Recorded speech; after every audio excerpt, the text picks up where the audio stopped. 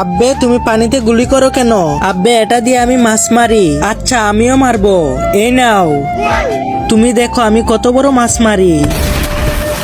তোমরা আমাকে মারলে তোমাদেরকে আমি অভিশাপ দিলাম, তোমরা ছোট হয়ে যাবে।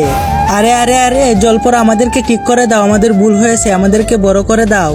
আমি আর তোমাদেরকে ঠিক করতে পারবো না, তোমরা ডাবের পানি খেলে ঠিক হয়ে যাবে। আরে ভাই আমরা তো অনেক ছোট, আমরা ডাব গাছে কিভাবে উঠবো আর পানি কিভাবে খাবো? আরে ভাই তোমরা ছোট কিভাবে হলে?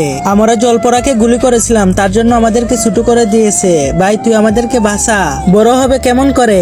জলপরা বলেছে ডাবের পানি খেলে ঠিক হয়ে যাব। তুমি ডাব পেরে আমাদেরকে পানি খাওয়াও। ঠিক আছে, আসো আমার সাথে,